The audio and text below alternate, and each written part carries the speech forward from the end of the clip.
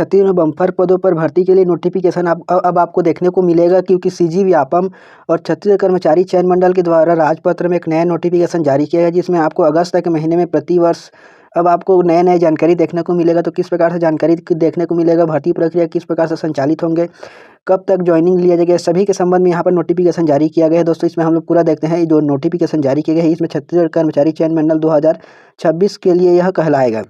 यहाँ पर दोस्तों इस पीडीएफ का अगर हम लोग बारीक से ध्यान से अगर अध्ययन करते हैं तो इसमें जो जानकारी दिया गई है आपके सभी के लिए जानना जरूरी है। दोस्तों यहाँ पर अगर देखें यहाँ पर 7 पॉइंट पर, तो इसमें तीसरे और चतुर्थ श्रेणी के अधिसूचित पदों पर भर्ती लिया जाएगी। इसके लिए दोस्तों जो मांग किया जाएगी, दैनिक समाचार पत्र में विज्ञापन के लिए नोटिफिकेशन भी जारी किया जाएगा। विस्तृत विज्ञापन वेबसाइट पर जारी किया जाएगा, जिसमें शैक्षणिक योग्यता, आयु सीमा, प्रवर्ग, रिक्तियों संख्या, चयन प्रक्रिया इसमें आदि का उल्लेख रहेगा।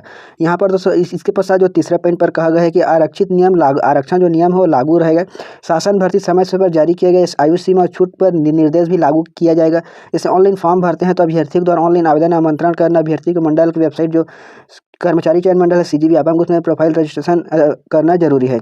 इसके साथ दोस्तों ऑनलाइन आवेदन करते समय जैसे आप किसी भी पद के लिए अप्लाई कर रहे हैं तो आपका पद क्रम आपको चयन करना अनिवार्य है। इसके अलावा जो लिखित एग्जाम लिया जाएगा एमसीक्यू बेस से लिया जाएगा।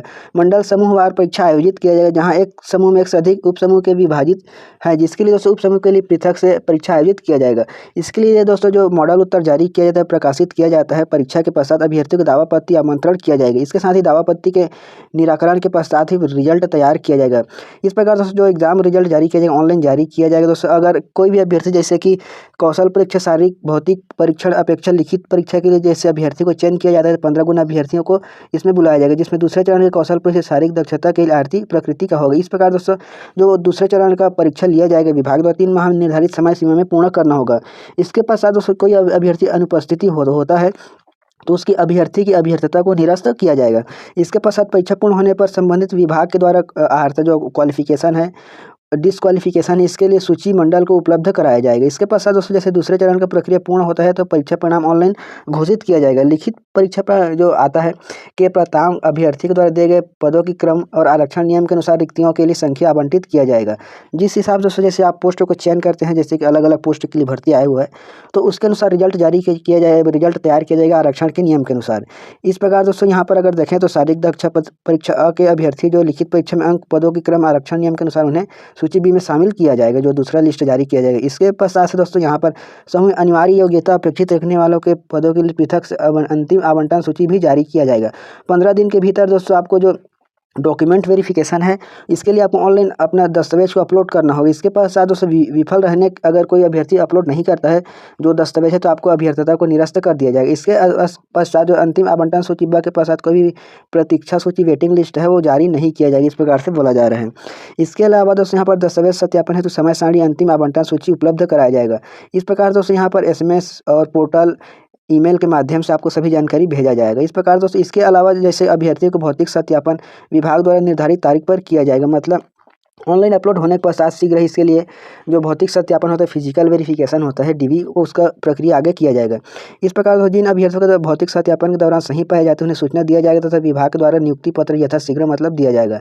इस प्रकार दोस्तों यहाँ पर जैसे कि अगर 4 पर देखें तो अभ्यर्थी द्वारा भौतिक सत्यापन में त्रुटि अगर कोई मिस्टेक पाया जाता है तो दस्तावेज सत्यापन के उपरांत पोर्टल में विवरण प्रविष्टि और उसको सूचना जो समक्ष में सूचित भी किया जाएगा। ऐसे अभ्यर्थी को प्राप्त के लिए 7 दिवस के भीतर दस्तावेज सत्यापन में ऑनलाइन पोर्टल में आपको दावा दर्ज करना होगा। जैसे आप किसी कारणवश त्रुटि हो जाता है आपके डॉक्यूमेंट में तो आपको समय दिया जाएगा 7 दिन का। उसके पश्चात उस दावा पत्री के विभाग द्वारा 15 दिवस के भीतर उसका जो समस्या है उसको निराकरित किया जाएगा।